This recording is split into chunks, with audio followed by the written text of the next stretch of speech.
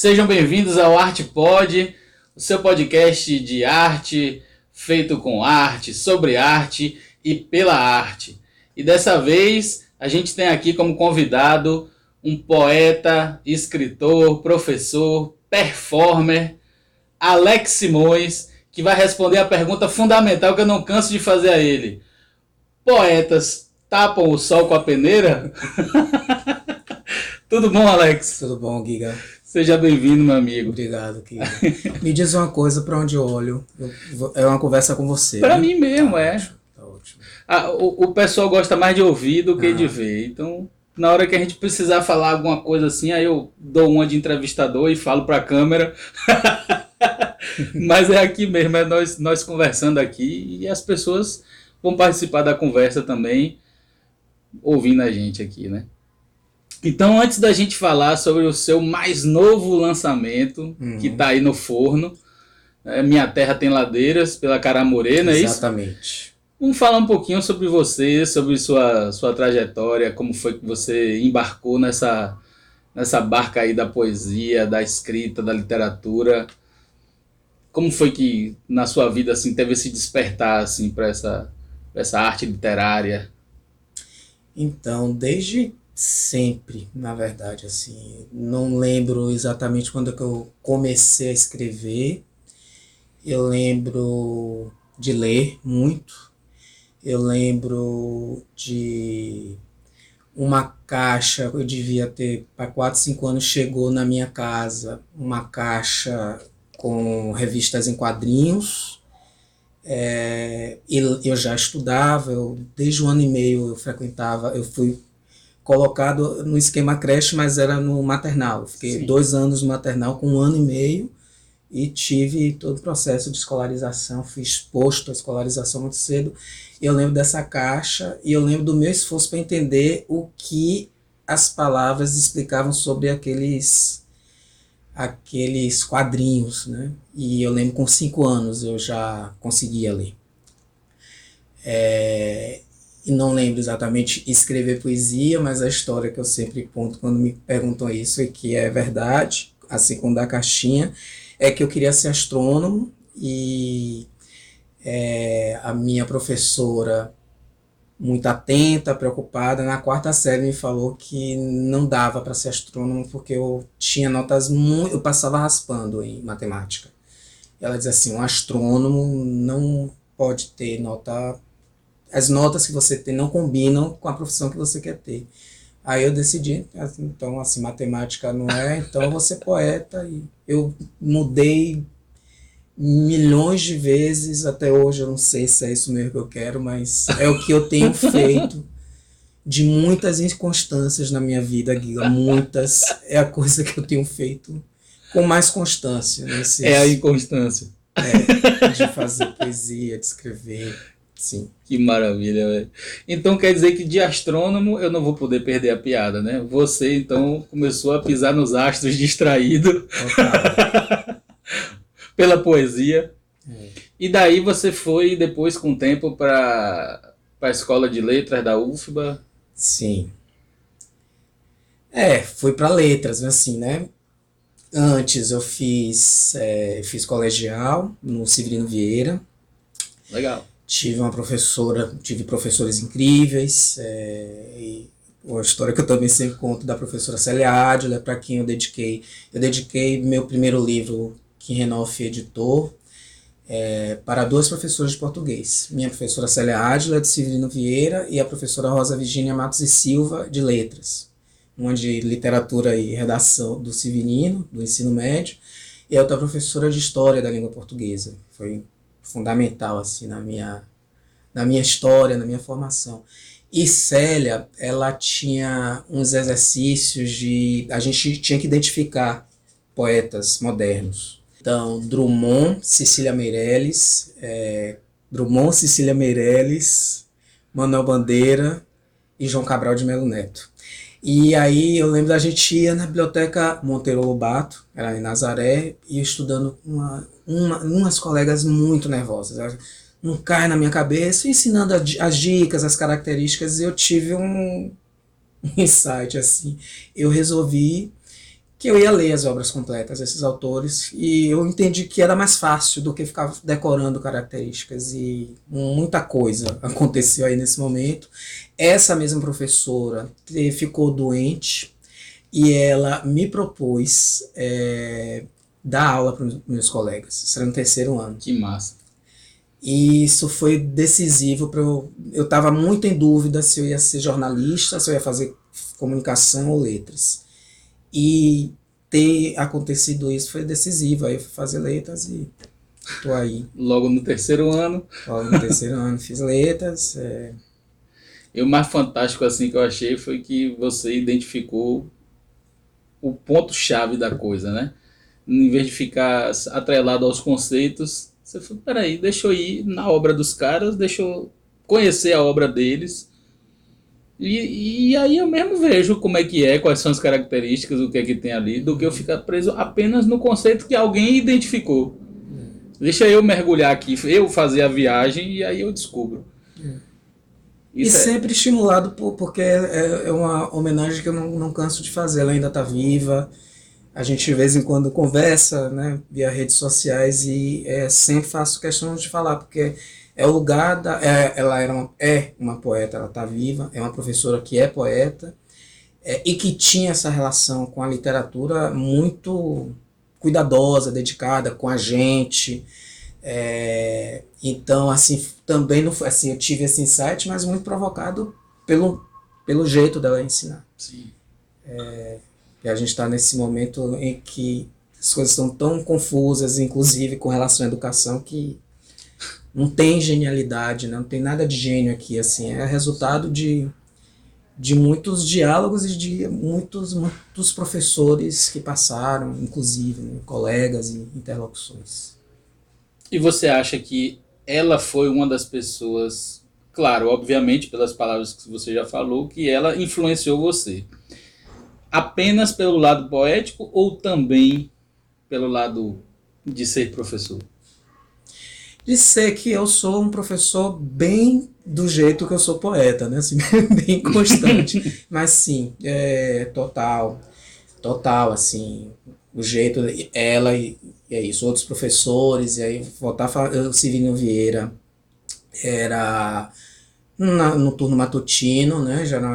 Era uma escola pública que estava num processo de transição, governo Valdir Pires, a gente tinha gestão democrática em sala de aula, então eu era líder de sala, eu era uma pessoa que votava para diretor, a gente passou por isso, e a gente tinha professores, na minha turma de terceiro ano, tinha 26 alunos, 4 de nós fizemos vestibular, os 4 passamos. E assim, 26 de 4, porque os 22 nem passava pela cabeça. De fazer vestibular.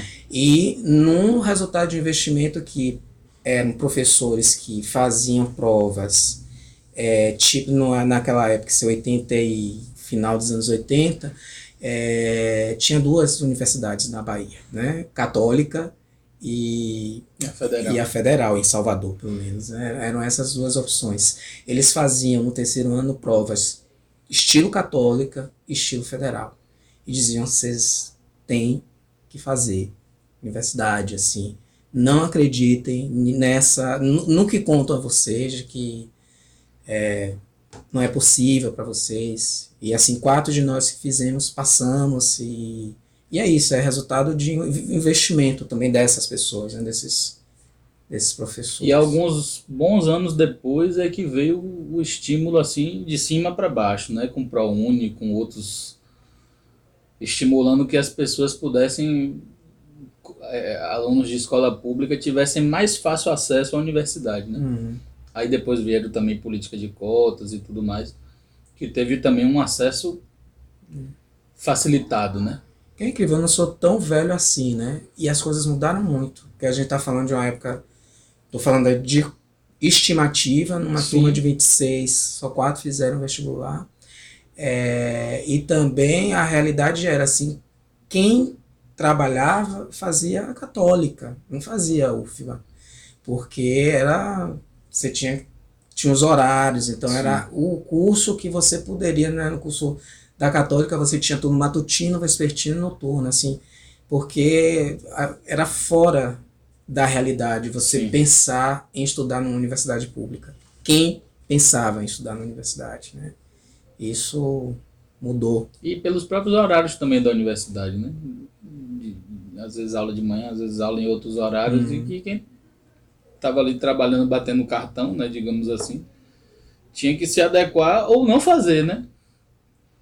E o que foi muitos dos casos, né? Até a vinda desses programas, né? Aconteceu muito isso, né? E muitos talentos em todas as áreas, né? Não só talentos, mas assim, quantos profissionais ficaram pelo caminho, né? Uhum. Fazendo coisas que ou não se identificavam ou simplesmente estavam fazendo para poder pagar suas contas e sobreviver, né? Deixando de lado os sonhos, as aspirações e tal, por questões de política pública, né? E aí esse esse relato aí me lembrou o seguinte: esse livro que você foi inspirado é o 41 Sonetos catados. 41 sonetos. Eu adorei esse título. 41 sonetos catados. Você fez quando você estava fazendo, 40 inteirando. anos. Legal, show de bola. E daí, para você ir pro. O que veio primeiro? O Transformação ou o 41? 41 é o primeiro. É o primeiro, né? E é uma história ótima, porque foi uma conversa com um cara, não sei se você conhece, Renoff Duarte. Ele conversando comigo, tipo, eu vou fazer 40 anos e eu não tenho um livro. Ele disse, vamos resolver isso. E a gente começou a conversar e foi, acho que o título foi dele. Essa brincadeira de assim, então vamos fazer um 40, eu vou fazer 40, aí põe uns sonetos catados e nessa brincadeira saiu esse livro, que foi uma experiência, né? Foi uma experimentação do selo da Domínio Público, mas tinha um selo, acho que era selo 42. Foi o primeiro livro de uma série de livros que tinham um formato artesanal. Ele catou uma janela na rua que servia de prensa. Assim, a gente fez mutirão aqui. Suzana fez a serigrafia, fez o trabalho da capa, mas assim, a gente trouxe amigos. O namorado veio aqui pra gente costurar, grampear livro. Foi um acontecimento. Assim, o lançamento foi bem bacana. Pois é, aí saiu do 41 sonetos catados, desencantou, levei 40 anos, né? Eu tive esse livro, 21 anos tentando fazer sonetos. Teve nesse ínter, entre 19 anos, eu entrei em letras, acho que 18 para 19, eu já escrevia a vida toda, mas digamos, lá em letras eu comecei assim, eu acho que é isso que eu quero. Comecei a ter contato com, né, com a literatura, com entender que se fazia, viam que tinha um circuito na Bahia de pessoas vivas que escreviam. Eu disse, posso fazer alguma coisa. E tinha um concurso que era o Copene, depois virou Braskem. Sim. Que eu sou da geração Prêmio Copene / Braskem. Até na área teatral também, era Sim. Prêmio Copem e depois. Sim. Eu acho que começou como literatura. Sim. E depois, porque era Troféu Bahia Aplaude, aí depois o Braskem criou um prêmio. Então tinha esse prêmio Copene, depois virou Braskem, que era referência, assim. E eu mandei um livro que era Estudos para a Lira, e esse livro chegou até mim, assim, que ele teve menção honrosa, e uma das pessoas da comissão julgadora achou um livro muito conservador na estética. Sim. Isso chegou até mim, assim, bateu muito mal. Assim, eu fiquei muito mal com essa informação. Depois eu entendi, anos depois eu fui entender, mas eu fiquei anos dizendo, e aí não vai, assim, eu parei de escrever poesia. Parei de escrever poesia, era mentira, nunca parei de escrever poesia, mas foi um trauma, assim. Então, a 41 sonetos é esse estudos para a lira, desfeito, e depois eu fiz um outro zine, com dois artistas daqui, quer dizer, um artista daqui, Zé Mário, que é performer, e teve uma experimentação com o processo de editoração de zines, e Francisco Folli, que era o High Selfies, que já era uma brincadeira com redes sociais, que é uma coisa que eu faço até hoje. Eu tirava fotos do céu,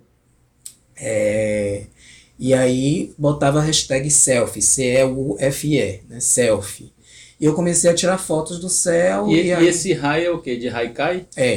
São haikais. Que massa. Aí, então, eu comecei a postar, tinha alguma repercussão. Nessa época era, eu acho que Orkut, Facebook. Acho que já tinha Facebook. Isso é 2013, é 41. Isso é 2014, já tinha Facebook. E aí, Zé Mário e Francisco, a gente numa conversa, assim, vamos fazer um projeto bonito. E aí eu pensei, então tá, então eu vou fazer haikais para esses céus e brincar com a ideia de desnorteamento, assim. São fotos de céus que só eu sei de onde é. Tem fotos de Cuba, do céu dos Estados Unidos, do céu de Salvador, do céu de São Paulo, de lugares diferentes e que eu não georreferencio no soneto, no livro, e os haikais são a referência, são essa ideia de pensar no céu como o que nós todos temos em comum. E que aí é o retorno àquele rapaz, aquela criança que queria ser astrônomo, né? Que massa. É isso. Que até massa. Hoje faz isso. E desse choque do livro conservador, esteticamente conservador, para performance, para quebra das estruturas formais, como é que foi essa trajetória até lá? Um monte de coisas aconteceu. Aí a gente escolhe assim, né? Coisas que marcaram. Eu lembro bem no começo de letras, eu fui denunciado por uma ex-professora, grande amiga minha, do Severino, Luísa Viana, poeta também, minha amiga querida, e me denunciou para Mirella Lima, Mirella Márcia, que é professora de letras, grande professora de teoria da literatura, minha professora. Minha graduação, eu tenho bacharelado em vernáculas com concentração em teoria literária. Eu fiz 500 disciplinas com Mirella. E antes eu fiz a teoria 1A no primeiro semestre. Essa minha amiga denunciou, eu não contava, ela falou, e ela disse, eu quero conhecer seus poemas. E ela teve uma conversa muito generosa, assim, entrando lá em letras, e deu vários retornos. E uma coisa que ela falou que ficou mexendo muito comigo, ela diz assim, ela sentiu uma dicção portuguesa na minha poesia, que era, naquela época eu lia muito, estava lendo muito Flaubert Espanca, Fernando Pessoa a vida toda, mas assim, muito Flaubert Espanca, e o cara que não é português, mas que tem porquê disso, que é Augusto dos Anjos, né, que era um poeta que li muito na adolescência. E eu fiquei assim, poxa, eu nunca saí do Brasil. Eu acho que eu tinha ido para o Rio e para São Paulo. Assim, como é que eu posso ter dicção lusitana? Então, assim, foi uma deixa para eu entender que eu precisava trazer para o meu corpo, trazer para a minha dicção aquilo que eu já sabia fazer alguma coisa. E aí isso é uma cena, teve essa situação do prêmio, e também o lançamento do livro. A gente lançou 41 sonetos catados do Goethe Institute. Um amigo sugeriu convidar amigos atores para fazer leituras. Álvaro Lemos é um amigo músico, professor da Escola de Música lá de Sobral, que já tinha musicado vários poemas meus, tem coisas que estão gravadas, né? Álvaro Lemos. E aí ele fez um show, tocou lá e foi uma festa, assim. Eu dava aula na Unime, 2 alunas minhas fizeram a performance, foram caracterizadas de Frida. Foi um grande acontecimento, meu lançamento, assim, sem nenhuma modéstia, porque não foi grande acontecimento porque eu fiz o livro, mas porque foi um resultado desse trabalho artesanal, coletivo, provocado por Renoff, com colaboração de Suzana, com colaboração dos amigos todos, Marcos Vinícius, que fez Orelha, enfim. E teve esses amigos todos, atores, na época, meu namorado Lúcio Tranquese, um grande ator, Leo, Fábio Vidal, que é um ator incrível, que foi quem provocou fazer isso e não pôde ir. Mas assim, foi uma Cristina Leifert, leu a carta e o Dásio Tavares escreveu uma carta também fazendo análise de poemas e que virou prefácio desse livro. E eu lembro assim que no dia que eu acordei, no dia seguinte, fiquei muito feliz. Vendi livro com o quê? Tipo, só com o Facebook, assim, saiu uma nota, acho que no jornal, e vendeu bem, só com isso.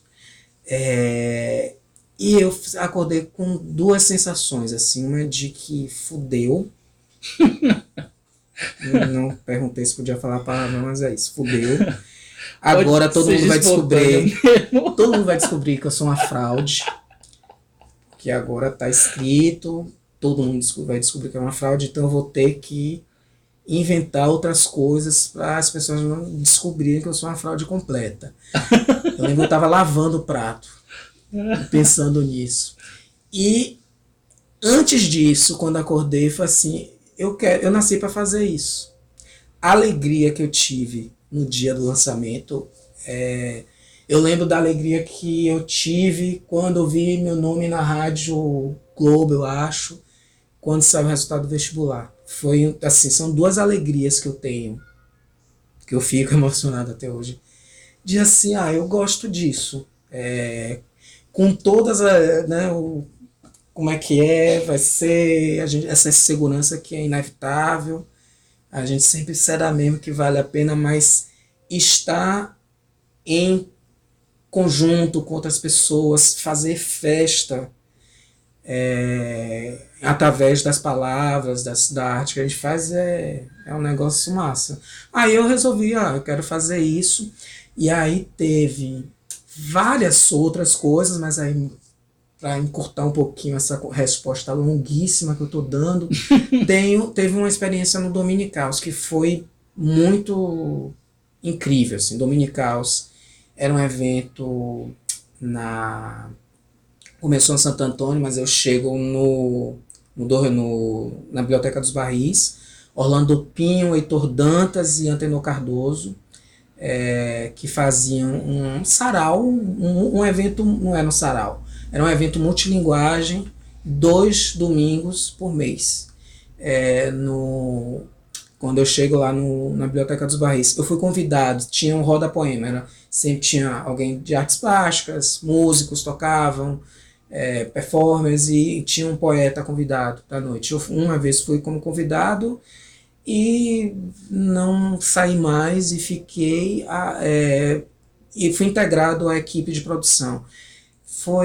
Foram 2 anos de muita experiência de produção, lidando com músicos, com artistas incríveis, de experiências bem diferentes, assim, e com um público muito disponível, um público louquíssimo, no melhor sentido da palavra, muito aberto para experimentações e de idades diferentes. Então, assim, eu estou falando de artistas incríveis, como assim, na passagem de som, assim, entre uma atração e outra, na produção, eu improvisava com Tuzé de Abreu tocando flauta para mim, ou fazia um duo com Orlando Pinho, que é um poeta incrível, que está com 70 anos, poeta incrível da geração Poema Processo, que a gente fazia bossa nova cantando blá blá blá, que é uma coisa dele, assim,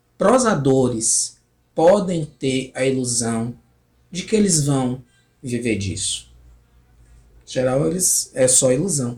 Mas podem ter ilusão. Um prosador, hoje, tá na terra em que a gente tem Itamar Vieira Júnior, cujo livro, o Torturado, rendeu 20 milhões de reais, não foi tudo para ele, claro, mas assim, para a editora Todavia, assim, isso é uma referência que poeta, a gente não tem essa referência, assim, e nunca teve, e isso não é aqui, não é no Brasil de hoje, assim, nunca em lugar nenhum, assim, a gente não tem essa ilusão de que a gente vai viver disso. Ao mesmo tempo, tem uma romantização disso que me incomoda um pouco, né? Eu acho incrível que vocês, poetas, vocês sabem que vocês são fodidos mesmo, mas assim, vocês insistem em fazer. Claro que não é assim.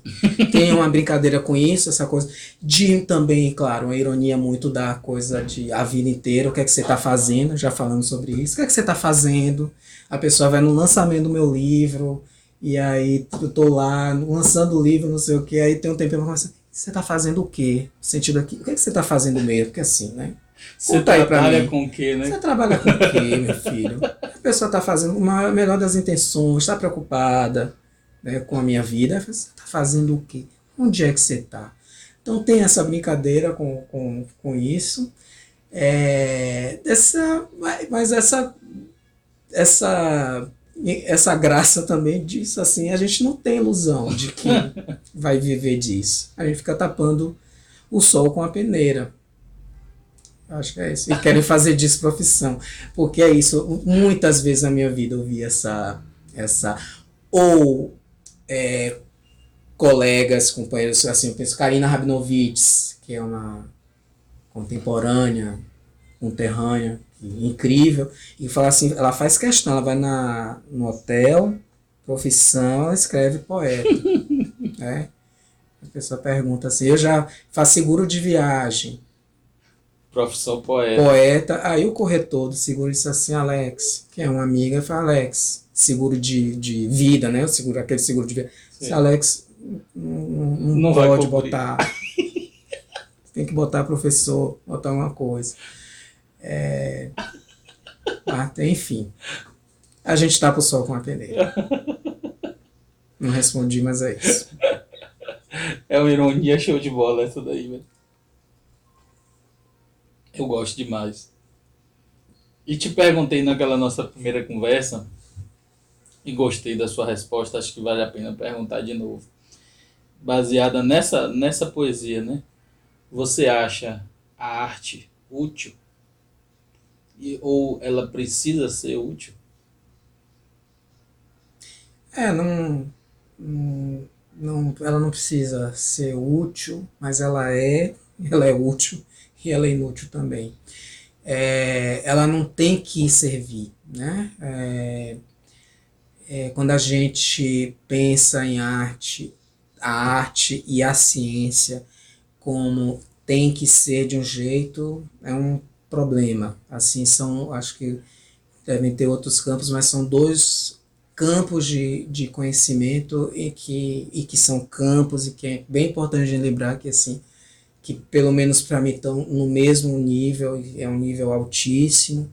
A arte, a ciência, são dois campos que não podem servir para alguma coisa ou não podem ser pensadas, a ciência e a arte, como só pode ser desse jeito, tem de ser assim. Indiretamente, vai ter, obviamente, né, muita serventia, mas quando a gente pensa na arte como uma função prática, completamente, é um desfavor que a gente faz para as artes, porque se ela tem alguma serventia, é por consequência do contato. Assim, a gente não consegue viver, a gente está passando, né? Parece que, se tudo der certo, está começando a terminar uma fase muito complexa, né, da pandemia, e que a gente viu que a gente não vive sem arte. não vive. Mas submeter a arte a uma utilidade, a uma serventia, eu não acho bacana que a gente faça isso com a arte, não. Claro, assim, eu fico pensando, bom, tem arte educação, tem arte como terapia, você tem usos que você vai fazer, mas a arte, essa coisa que a gente não consegue viver sem, e alguns de nós não conseguem viver sem fazer, porque nenhum de nós consegue viver sem consumir, sem estar cercado dela, e alguns de nós não conseguem viver sem fazer.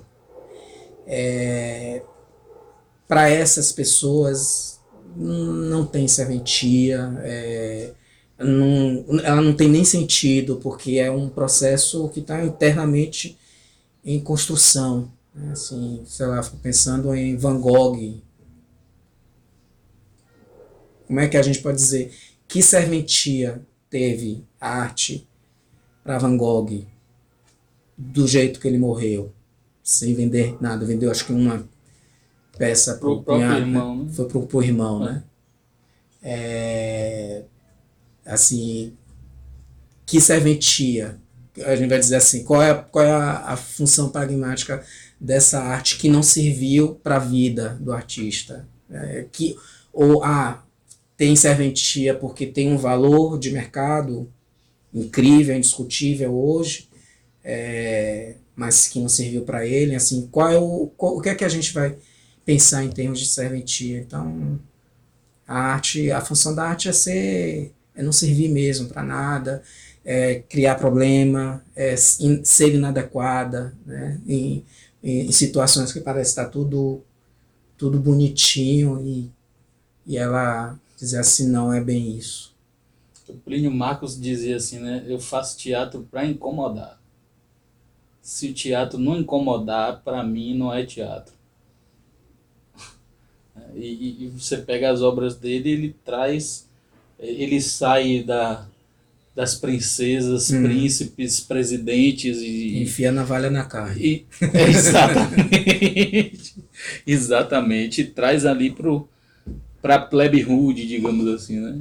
Traz pro cotidiano ali, para as classes que não são olhadas, né? E mostra ali o cotidiano, o dia a dia do abajur lilás, da navalha na carne, e é fantástico, né? E é fantástico. Os presidiários em Barrela, né? E é uma arte que incomoda, né? Dois perdidos numa noite suja. Incomoda. Eu só faço teatro para incomodar. Se não incomodar, para mim não vale a pena fazer teatro. Talvez, para ele a serventia é essa, né? Provocar. Ser um espelho, pelo menos um espelho talvez sujo, né? Ou que mostre o sujo, ou que revele aquilo que se pensa ser sujo. Mas é sempre uma provocação, né?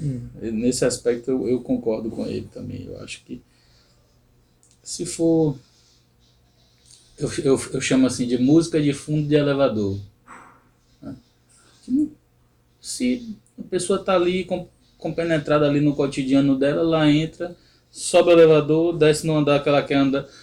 E aquela música ali para ela tanto faz como tanto fez. Não provocou nada, não trouxe nada, não modificou nada, não acarretou nada. Se não tivesse música, não faria diferença. Eu acho que esse tipo de coisa é que, para mim, me incomoda muito mais do que uma arte que incomoda. E eu vejo assim que a poesia, para mim, que não sou poeta, né?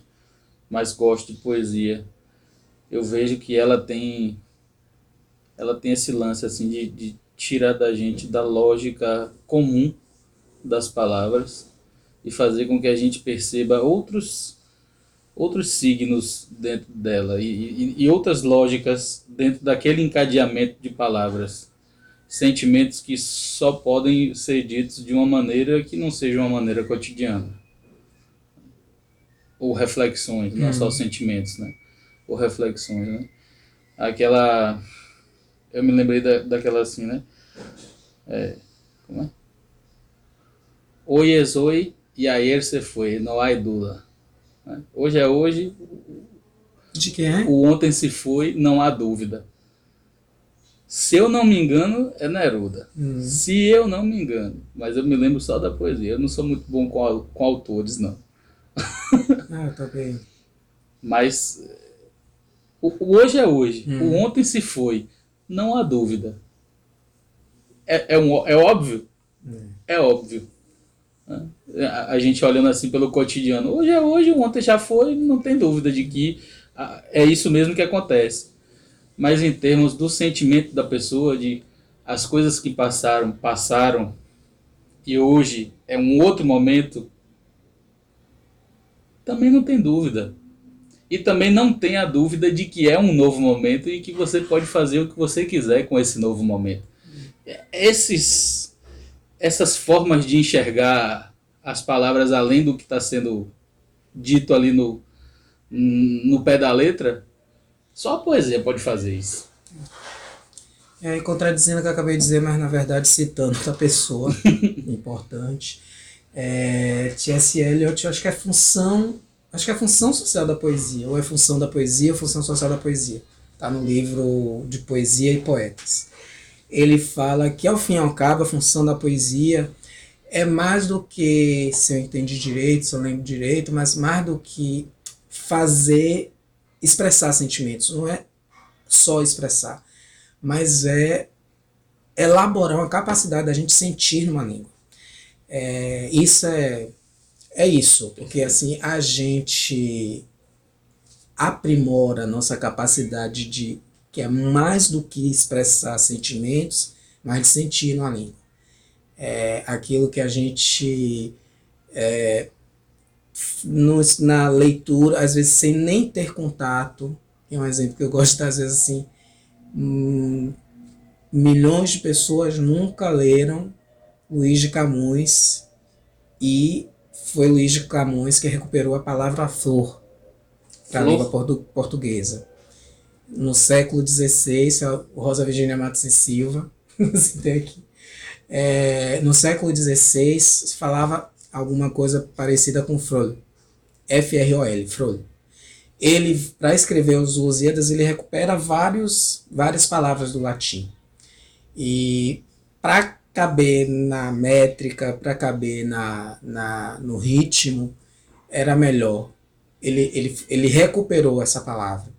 E a gente fala flor. Assim, quando a gente fala essa palavra, que é isso, não exprime apenas o sentimento, a gente sente, né? Assim, qualquer falante de língua portuguesa, na comunidade lusófona, em África, em Ásia, aqui na Europa, sente a palavra flor de um jeito que foi Luís de Camões que deu pra gente.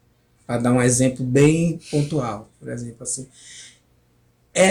Se tem uma função, é essa.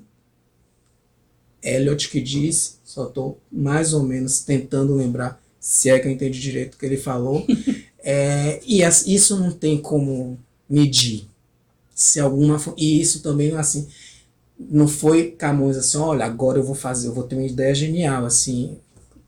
Agora, né, no século XXI, a gente pode falar, com a ajuda dos historiadores os historiadores da língua, os linguistas históricos, né, que é bem se diga, a gente consegue dimensionar, mas assim, agora vou ter uma ideia genial, vou fazer isso.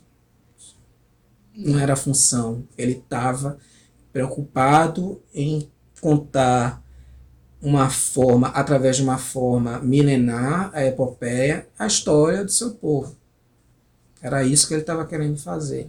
E para fazer isso, com uns arranjos, com uma tradição que foi dada para ele, de um jeito que só ele podia contar, daquele jeito, apareceram alguns modos, algumas descobertas que hoje a gente, né, assim, poxa, cara, é incrível. E Homero também, né?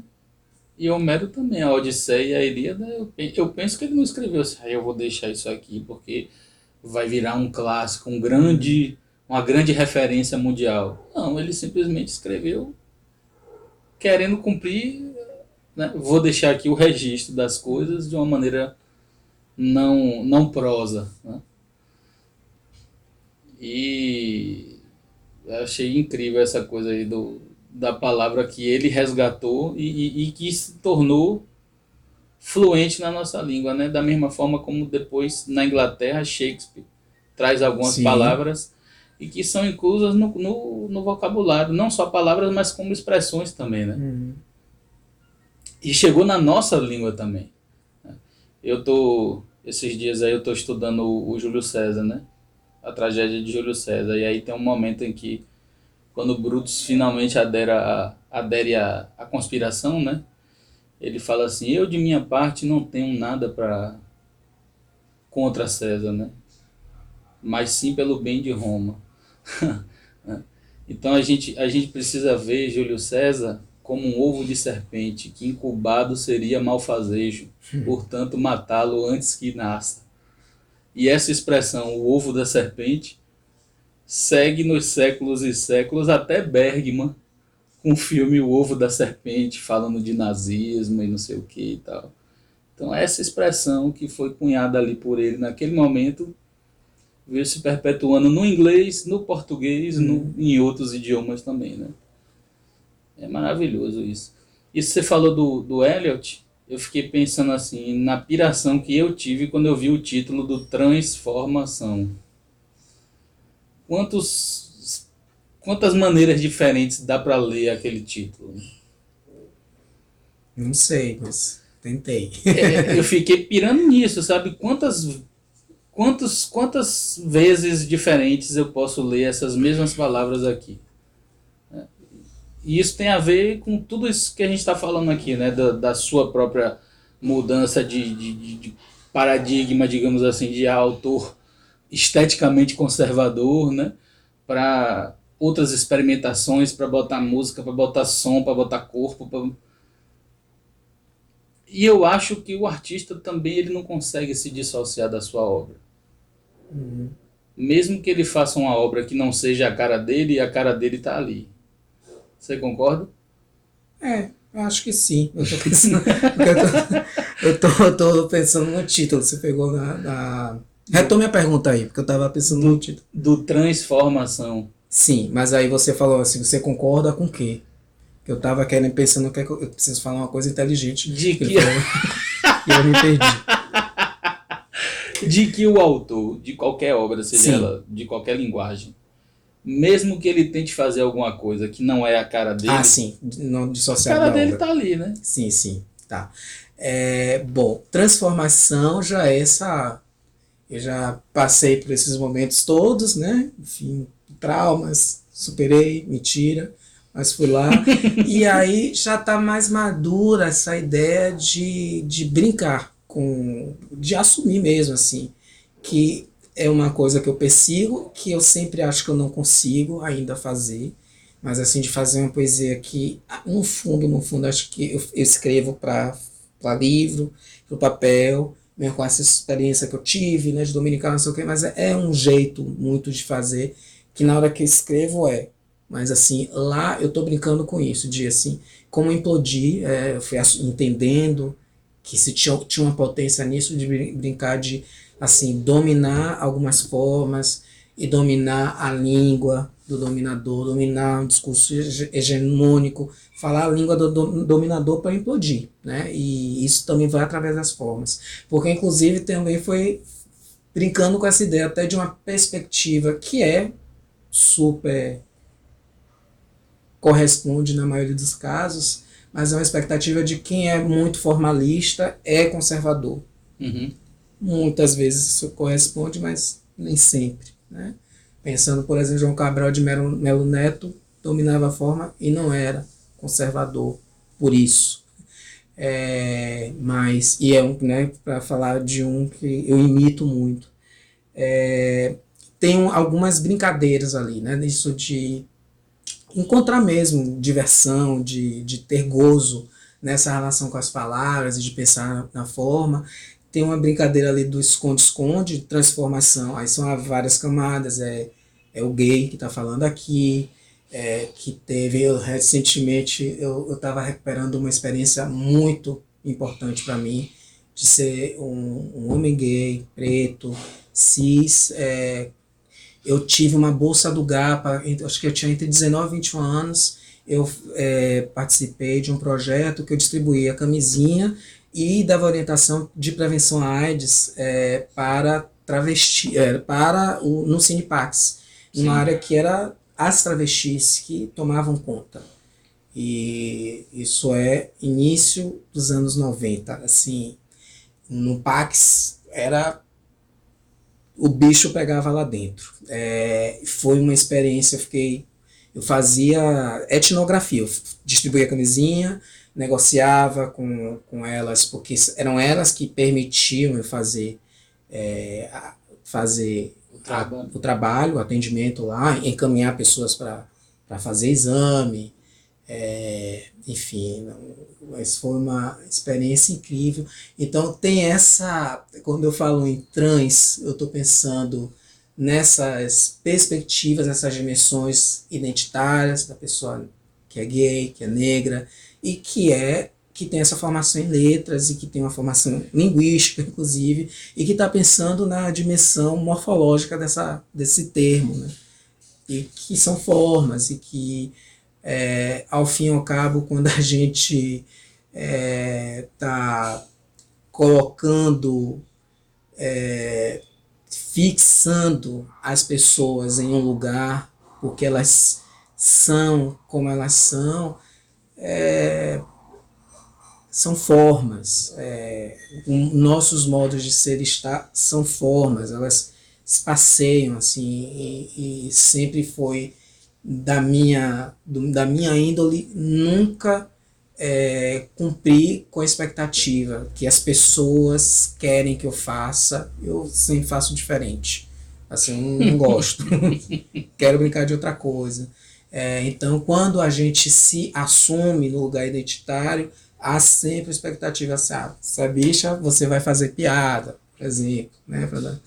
Se é preto, você sabe sambar, né? Assim, brincar também com quebra de expectativas e como isso é produtivo em termos de formas. Então tem sonetos bem caretas, conservadores, que estão diagramados ali de um jeito que quem não conhece vai jurar que é forma livre.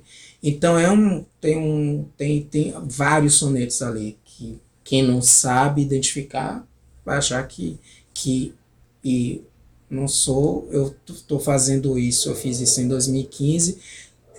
Sosígenes Costa fazia isso nos anos 30 nas crônicas, escrevia em prosa. Sosígenes Costa, esse poeta incrível, né, não era de Ilhéus, mas lá do sul da Bahia, de Belmonte, ele fazia isso, não fui eu que inventei, né?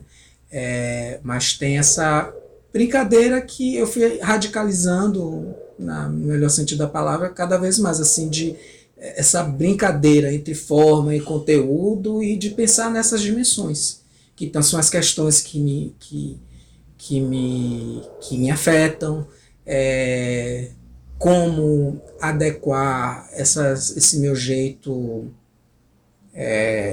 enfim, desnorteado e que não para no canto, assim, como tornar isso produtivo, como trazer outras vozes. Então, assim, tem poema lá que foi no processo, assim, eu fui fazendo cada vez mais, mas tem Cemitério dos Pretos Novos, é uma notícia de jornal que eu copiei, colei, fiz umas adequações para ficar em decassílabos, para dizer assim, esse é o meu trabalho, mas assim, que é uma história que eu não consigo contar, que vai falar de como as pessoas escravizadas vieram e eram vindas em navios negreiros e em boa parte morriam e tinham ossos quebrados e muitas delas eram crianças. É uma coisa que até hoje, para ler, para mim é uma coisa difícil, e que foi, por exemplo, uma estratégia que eu entendi assim, tem coisas que são muito difíceis de dizer, e tem modos que eu posso dizer, e que eu já tive conversa com um amigo, dizer assim, que eu precisava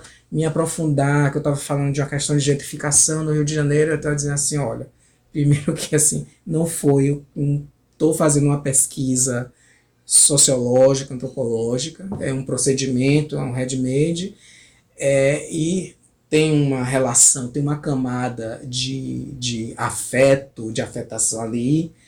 A pessoa negra que não consegue falar diretamente sobre isso, encontrou uma estratégia, por exemplo, de falar aquilo. Assim, às vezes eu digo em algumas situações, e é bem interessante você pensar assim, poxa, não tem uma palavra. Quando a pessoa assim, poxa, parabéns, você conseguiu dizer incrível, tá lá no livro o link para a matéria. No poema, no livro depois, Assim na Terra como no Selfie, eu fiz isso com Gilberto Natalini, num depoimento que ele deu para a Comissão da Verdade. Hoje ele é vereador, ele era estudante de medicina na década de 60, em 64, e ele foi preso, era uma liderança estudantil, ele escrevia poemas e ele foi barbaramente torturado, e tem uma cena de tortura que ele tinha que falar nu, falar poemas para a tropa, as pessoas rindo, com um fio desencapado no corpo dele.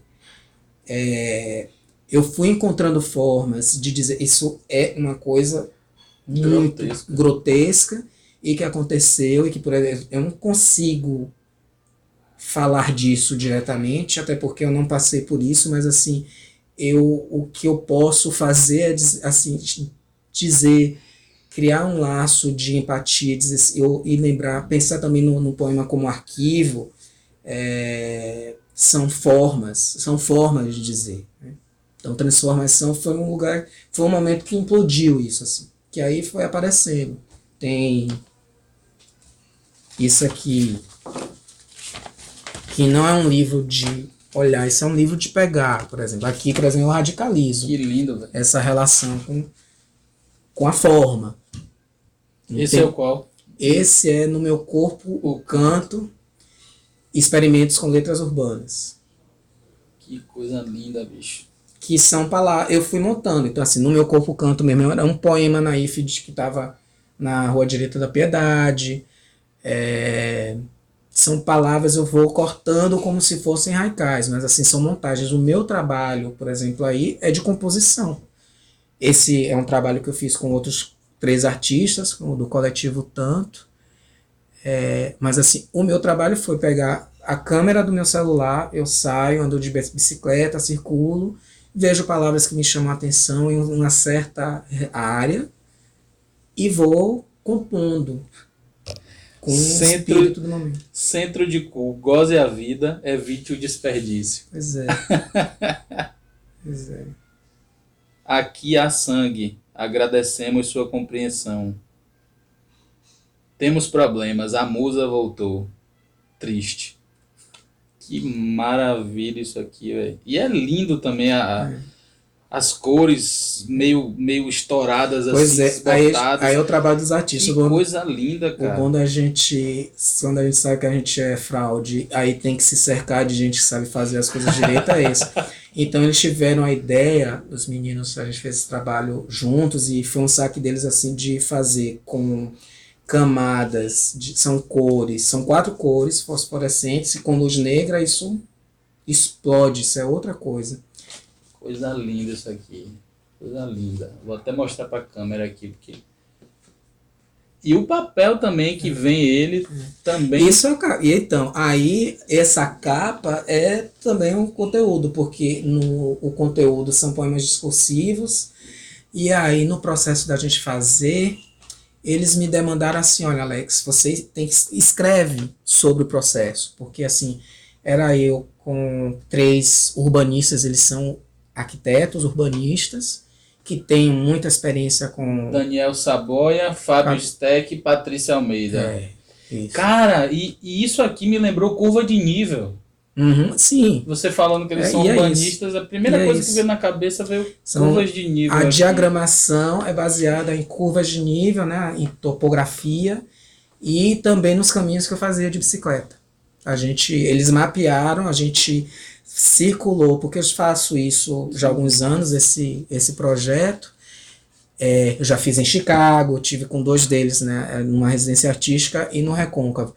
Para esse livro, para um projeto que foi para a Galeria Arte RV, que tem uma usina de publicações gráficas, é um mini edital da galeria. Sim. Eles selecionam 10 projetos, aí o nosso foi um dos 10 selecionados para fazer livros de artista. E aí na hora da gente, como é que a gente vai tirar? Porque essas fotos, isso é um projeto de Instagram. E aí como é que a gente faz juntos agora? E aí a gente fez o recorte Salvador, e eu sentei com eles, e eu lembro que assim, alguns eu sabia mais ou menos onde era, mas assim, tinha um ponto de ônibus, a janela, o prédio que estava atrás localizava. A gente fez esse trabalho de localizar em que parte da cidade. A gente entendeu, eles mapearam a parte de Salvador que eu circulei para fazer esse livro, o período disso aí. E eu conto um pouco desse processo, nesse poema discursivo que está aí desse jeito. Esse é um papel lindo, para exame. Se for comprado, a gente estava procurando um tipo de papel específico, aí Fábio Steck fez a pesquisa e encontrou na moraria que vende material de hospital um papel bem parecido e que superona, porque essas coisas que estão fora do nosso controle e que a gente tem assim, porra, muito, esse período eu estava com minha mãe e avó acamada na casa de minha tia, e era muito do meu processo de morar no centro, ir para Monte Serra, visitar a mãe acamada e voltar para casa. Eu fiz muitas coisas nesse, né? Circulava por essa Salvador, e ter um papel que fala disso, e ter essa serigrafia. Aí, por exemplo, foi Flávio Almeida, Flavão, artista incrível daqui, artista gráfico que morreu de Covid. Foi provavelmente o último trabalho que ele fez. Se seu sonho é ser, não pense. É proibida a permanência de pessoas dentro da área de manobra. Se escavar é viver, não encostar. Maravilhoso. Por exemplo, aqui, essas 3 versos não tem uma palavra minha. Tudo é copiado. É tudo dessas colagens. Aí tem alguns momentos que eu vou fazer referência às influências. Eu com esses 3 artistas, a gente tem um histórico, a gente se conheceu no movimento Desocupa, a gente tem um diálogo, a gente já trabalha há alguns anos como artistas, mas a gente tem um encontro 10, 12 anos atrás no movimento social. Sim. Que discute gentrificação da cidade. Então, assim, a gente está falando desse nosso encontro aí, e eu me apropriei, que isso também foi uma coisa que eu fui aprendendo a fazer. Como eu sou muito superficial, meu exercício no diálogo é assim, eu me aproprio do que você fala. Então, eu li muito sobre urbanismo, eu lia muito a bibliografia deles. Daniel Saboia estava fazendo mestrado na época, então assim, eu fiquei lendo as coisas para... Eu não sei, nunca vou saber, eu brincava muito com essa coisa, assim, eu não sei ler mapas. Vocês são pessoas que sabem fazer mapa, fazer isso. Então eu preciso entender o que é que vocês estão fazendo. Então, me apropriei muito da bibliografia deles para escrever essas coisas que estão aí. Isso aqui é maravilhoso, bicho, maravilhoso mesmo. Eu achei lindo, lindo, lindo, lindo. A estética lindíssima. Essa coisa de ser essa colagem que você falou e de ser isso aqui. Parece um brinque-monte. Isso é lindo demais, velho. Tem uma referência ao Bicho de Lygia Clark, na conversa queria fazer isso. E eu queria muito que fosse uma coisa que criança pudesse, assim, que chamasse, uma das demandas, assim, eu quero uma coisa que criança goste, porque isso, eu ainda vou escrever livro para criança, ainda não consegui para fazer isso, mas naquela festa inaugural, no primeiro dia do lançamento, desde então que eu entendi da festa, uma das coisas que eu sempre, para mim é importante, assim, eu faço eventos em que criança possa, é muito importante que tenha criança. Isso é lindo, Alex, porra, bicho, me encantei por isso aqui, maravilhoso.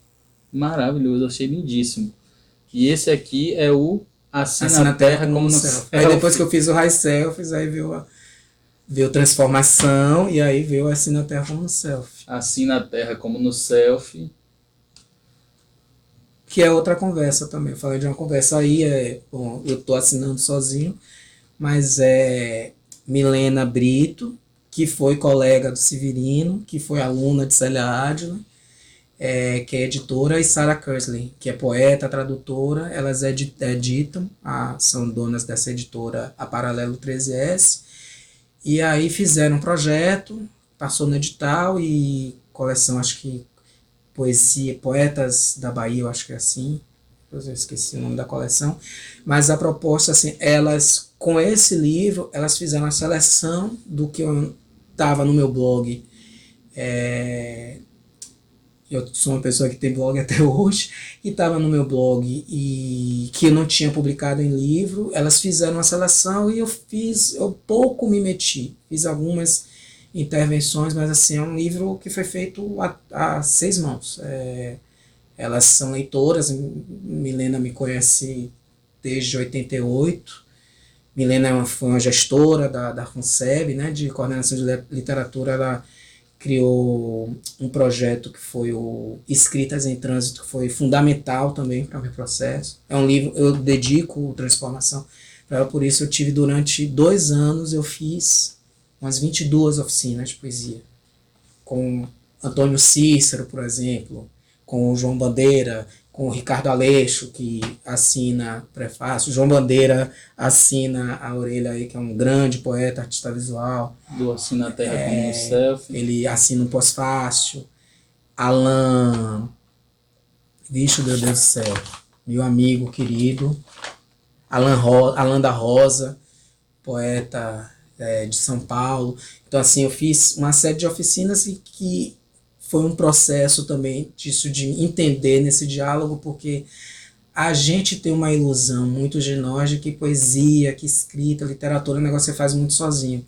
Você ficar 2 anos, e não era só eu que fiz essas 20 oficinas, tinha um grupo que se encontrava, que fez a maioria dessas oficinas, compartilhar muito de intimidade, né? Assim, da intimidade. Sim. De fazer um exercício, de às vezes não funcionar, e acho muito importante também de que a pessoa, uma das pessoas que tenha participado da escolha das obras seja uma pessoa que lhe conhece há muito tempo, né?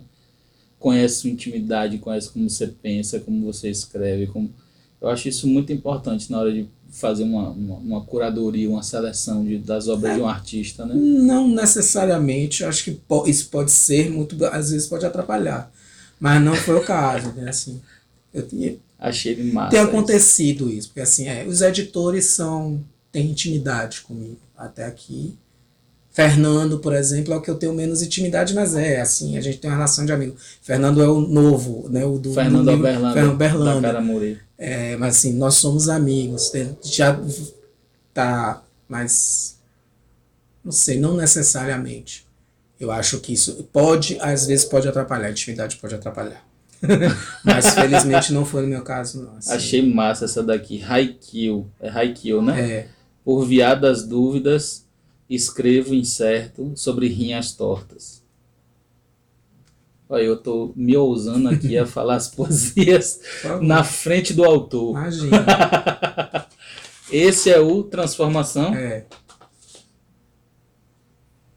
Pode abrir, que inclusive a brincadeira é essa. Tem Transformação. Ele vem nesse envelope aí, era uma coleção Contemporaneidades Periféricas.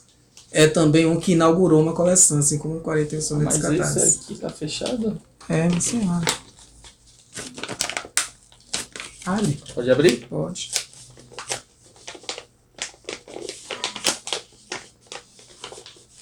Alan da Rosa. Chão são também suas orelhas. Serelepice de Alex Simões é filosofar o pé? Peraí, deixa eu abrir devagarinho aqui com cuidado. Envelope.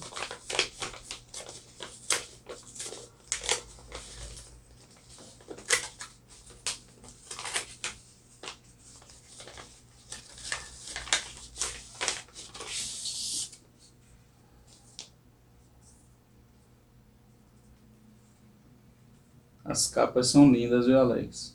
Porra. Dou sorte. Thaís Jacksene, uma designer de Minas Gerais. Quem encontrou foi Jorge Augusto. Mas desde o primeiro livro, eu sempre gostei de me meter. Sou meio tirado do editor, né? Aprendi no primeiro livro, a muito custo e com muita briga com o Renoff, inclusive, a entender que não, você não é Deus. Você, no momento que você edita, você abre mão de um monte de coisa. Você não é Deus, você não é dono de tudo. Tem hora que você tem que abrir mão de, tem que ser desse jeito. E fui aprendendo também a gostar disso, assim, a conversar, a entender escolha da fonte, por que vai ser isso, de dialogar, pensar na diagramação. Esse livro, eu fui na gráfica, inclusive. Eu fui ver o processo de gráfica. Eu adoro, assim. Fazer livro é um negócio que eu adoro. Eu achei aqui o Cemitério dos Pretos Novos. E no final tem o link aqui para a matéria, como o Alex falou. Está dividido em 5 partes, né? 5 partes. Ou são 5 diferentes, né? O Cemitério dos Pretos Novos, sim. Pensei que estava falando do livro. Sim, são 5 partes. O sítio arqueológico é importante, na medida em que avançam os estudos sobre a origem dos escravizados. Embora a maioria dos brazucas desconheça o local e sua importância, talvez por figurar como um tapete, sob o qual escondemos de nós mesmos 300 anos de escravidão.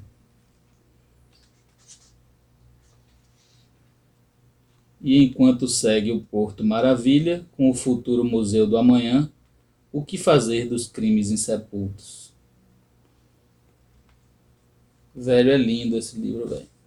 Todos os 3 que você me mostrou são... A cara deles é linda e, claro, né, o conteúdo também, né? Eu gosto muito do que você escreve.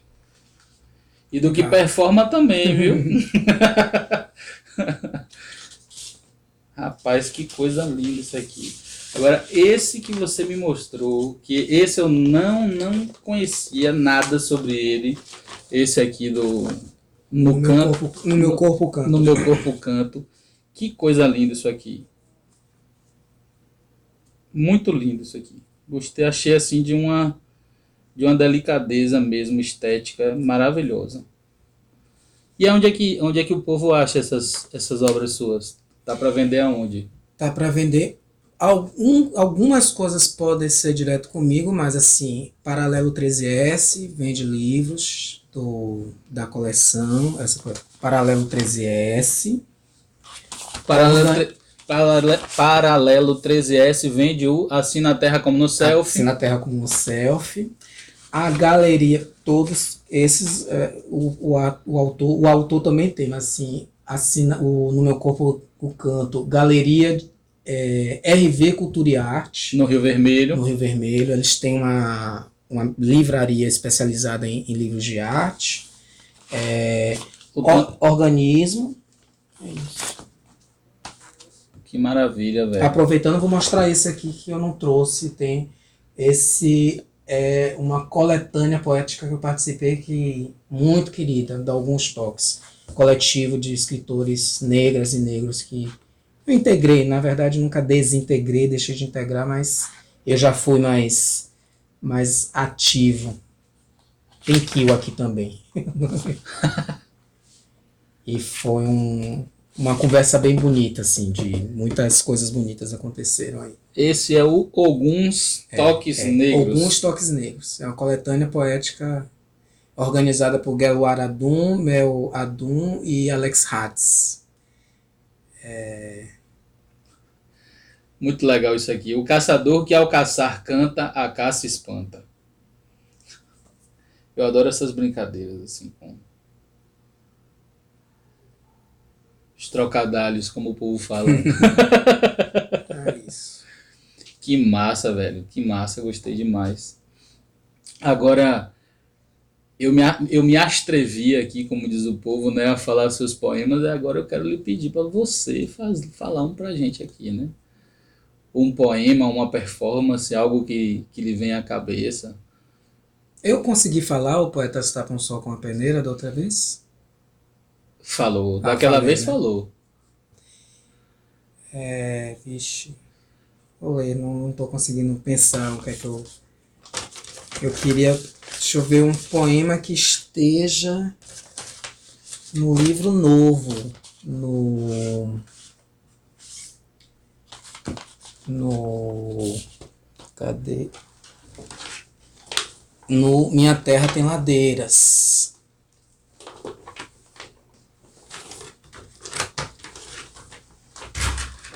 Não tenho como sair, porque tá no celular, não posso sair daqui. Deixa eu pensar aqui. Tá no celular? É, Tá longe seu celular? tá lá atrás. Quer pegar? Pegue, pode pegar.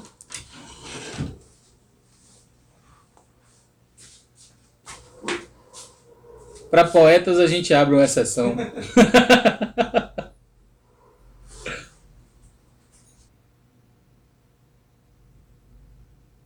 Esse poema tá também no Transformação, ou no Transformação, não, no não, vixe, Contra Sonetos, que é uma edição, é o terceiro.